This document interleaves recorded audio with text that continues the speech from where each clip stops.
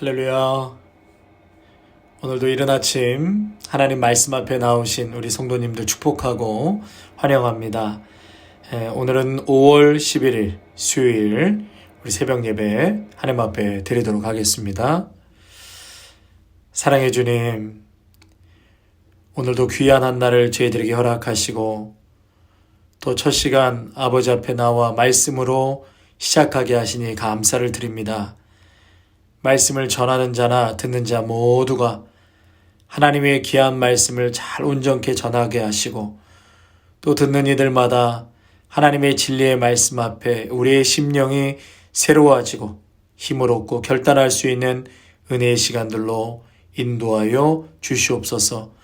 오늘 하루를 주님께 온전히 의탁드립니다.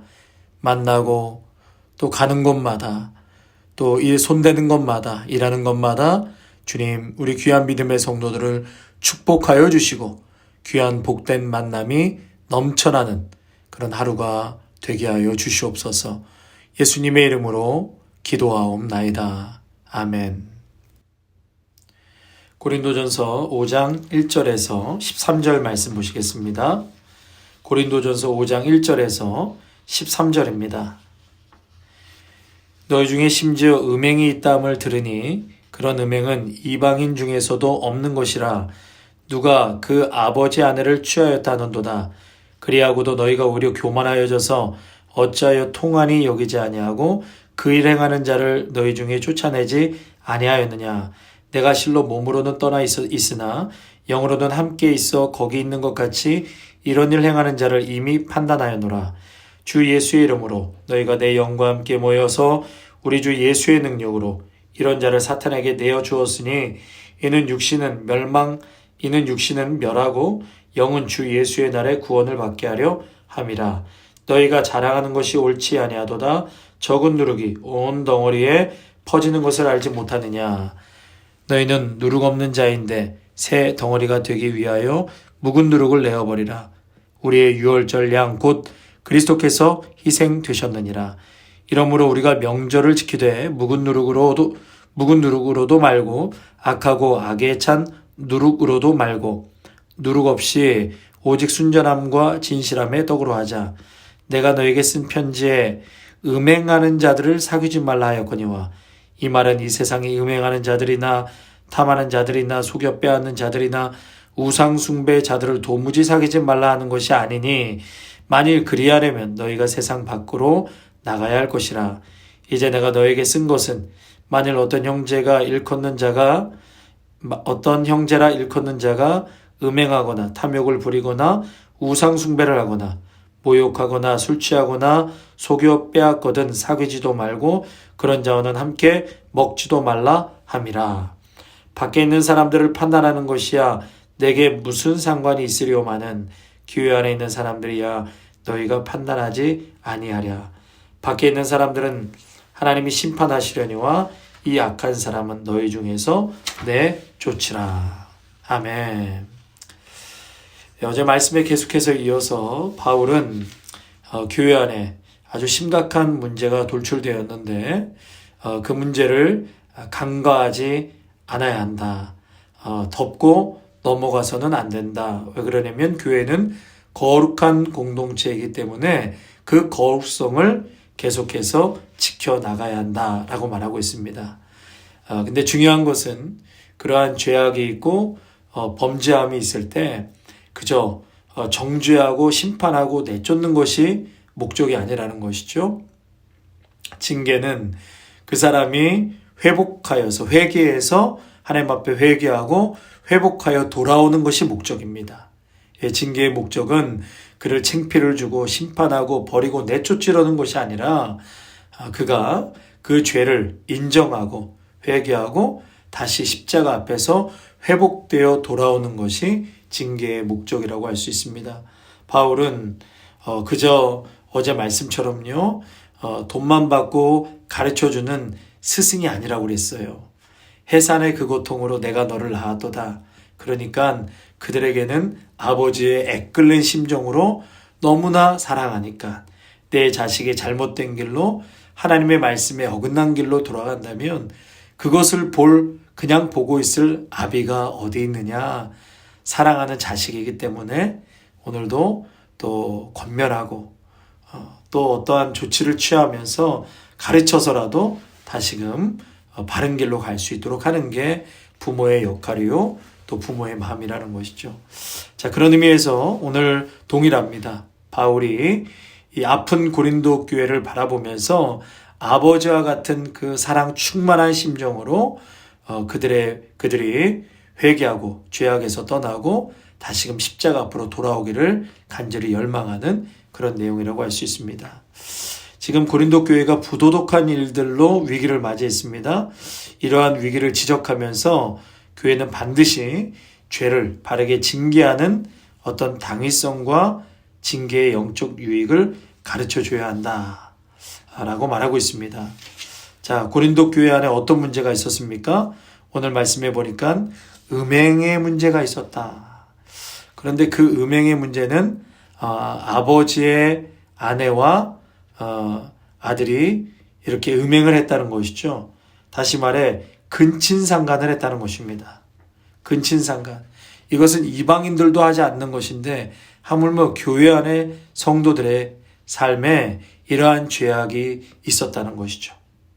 그런데 문제는 이러한 근친상간을 알고 있으면서도 교회 안에서 어떠한 조치도 취하지 않고 치리도 하지 않고 아무런 권고 없이 그대로 그냥 내버려 두고 있다는 것이죠. 이 문제를 해결하려고 하지 아니하고 안일한 태도로 방치하고 있다는 것입니다. 그래서 바울은 이렇게 안일한 고린도 교회의 태도를 책망하면서 음행한 자를 마땅히 징계해야 한다라고 강력히 경고합니다.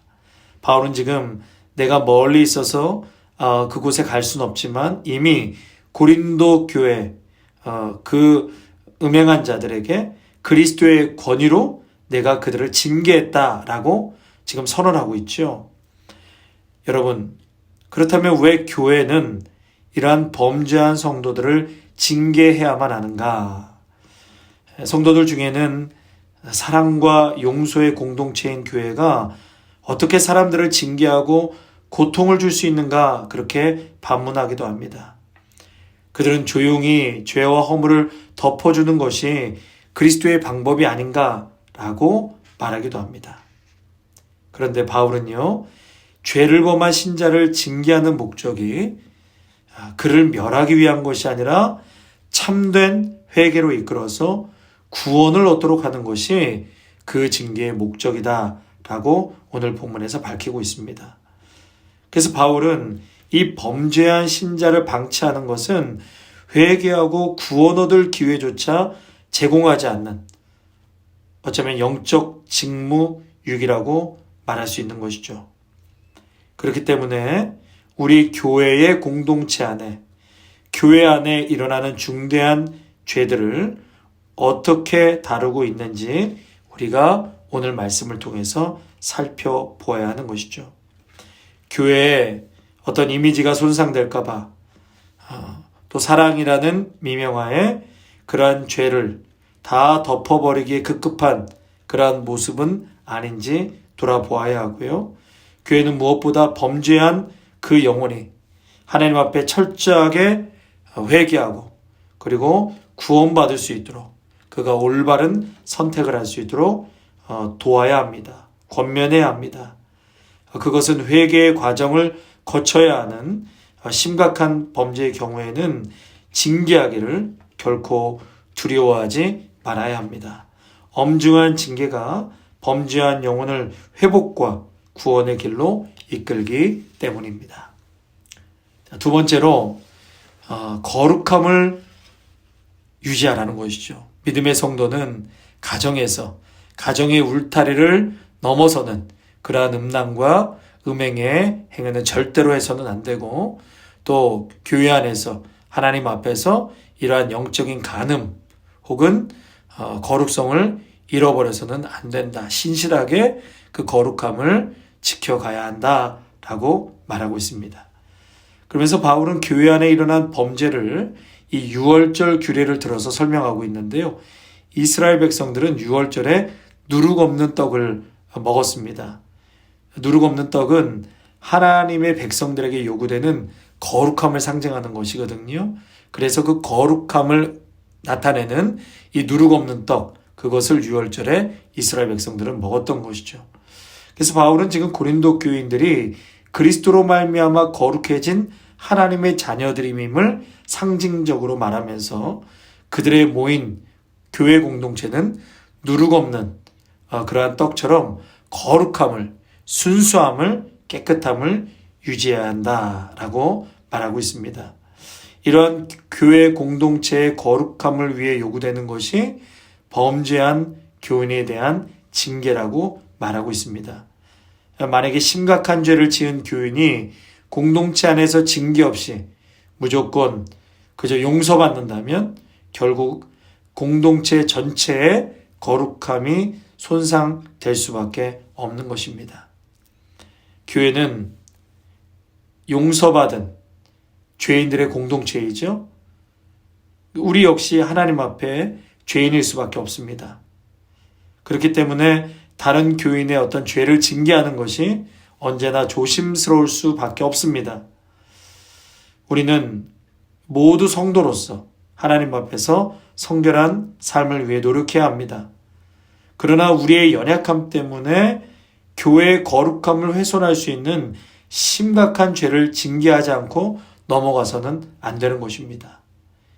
범죄 그 자체에 대한 긍휼과 또 우리 자신의 연약함을 돌아보는 겸손함을 가져야 하는 것과 동시에 교회 공동체 전체를 위해서는 정직하게 죄의 문제를 직면해야 한다라고 말하고 있습니다.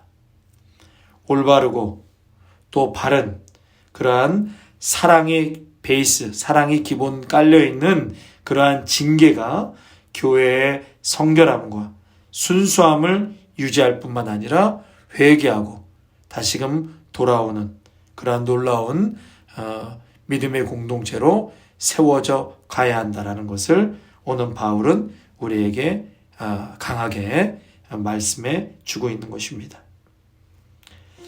하나님은 우리 성도님들의 그 거룩함을 통해서 또 그 거룩함을 사용하셔서 죄악 가운데 있는 영혼들을 구원의 길로 인도하실 것입니다. 그러므로 사랑하는 성도 여러분, 교회의 징계는 있습니다. 이 교회의 징계는 개인의 구원과 교회의 거룩함을 위해서 반드시 필요합니다. 징계를 받는 사람이나 징계하는 교회나 그것은 매우 사실 고통스러운 과정입니다. 피하고 싶은 그러한 것이라고도 할 수 있습니다. 그래서 심각한 죄악에도 불구하고 징계를 피하거나 덮으려고 하는 유혹이 있습니다. 왜냐하면 이 과정이 참 힘들기 때문에 그렇습니다. 그럼에도 불구하고 중한 질병에 수술이 필요한 것처럼 영혼과 교회를 사랑한다면 바른 징계를 통해서 거룩함을 지켜나갈 수 있도록 영적인 그런 아버지는 사랑하는 자녀에게 반드시 하나님의 뜻 그리고 회개하고 돌아와야 한다. 잘못된 길로 가고 있는 자녀에게 징계하고 권면하고 또한 부모로서 마땅한 그러한 직무를 감당해 가야 한다라고 말씀하고 있습니다. 아무쪼록 우리 귀한 성도님들의 가정과 또 그 가정 안에서 하나님께서 세워주신 그 결혼이라는 울타리 안에서 정말 하나님의 뜻을 이루고 그리고 거룩성을 순결함을 계속해서 지켜나가시기를 바랍니다. 기도하겠습니다. 사랑의 하나님, 오늘 사도 바울이 고린도 교회에 음행의 문제로 인하여서 참으로 죄를 밝히 드러내고 그리고 그 죄 앞에서 철저히 회개하고 다시금 십자가 앞으로 돌아와야 한다는 이 강력한 경고의 메시지를 듣게 되었습니다. 하나님, 우리 교회가 이러한 거룩성을 계속해서 유지해 나가야 하는 줄로 믿습니다. 우리는 연약해서 참 범죄하기 쉽고 타락하고 넘어지기 쉬운 존재입니다. 그렇기 때문에 오늘도 깨어서 성령 하나님의 인도하심을 사모하게 하시고 또 하나님의 역사 가운데 오늘도 하루하루 하나님 앞에 의지하며 살아갈 수 있는 저희들이 삶이 되게 하여 주시옵소서. 때로는 교회에 이러한 아픔이 있을 때 하나님 그를 회복하고 회개케 하기 위한 목적임을 다시 한번 기억하여서 아프지만 힘들지만 오늘도 교회 안에서는 마땅히 죄에 대한 징계가 있어야 함을 깨닫고 우리 귀한 성도들 모두 하나님 앞에 거룩함과 순결함으로 오늘도 살아가고 또 교회를 축복하고 나은 사람이 잘 세워짐으로 우리의 가정과 교회의 공동체가 바르게 성장하고 커갈 수 있도록 한 사람의 귀한 그러한 책임을 하나님 앞에서 또 우리 성도들 앞에서 또 가족들 앞에서 잘 해나갈 수 있는 우리 믿음의 공동체가 될 수 있도록 복내려 주시옵소서. 감사를 드려오며 귀하신 우리 주 예수 그리스도의 이름으로 기도하옵나이다. 아멘. 이제는 죽기까지 우리를 사랑하신 예수 그리스도의 은혜와 한량없는 하나님 아버지의 사랑하심과 성령의 충만하심과 기름 부으심이 교회와 성도를 위해 중요한 영적인 수단인 이 징계의 유익을 다시 한번 깊이 깨닫고 오늘도 하나님 앞에서 우리의 믿음의 공동체 안에서 거룩함과 순결함을 유지하며 살아가기로 다짐하는 믿음의 성도들과 가정과 일터와 자녀 위에 아름다운 교회 위에 이제로부터 영원토록 함께 하시기를 간절히 축원하옵나이다. 아멘.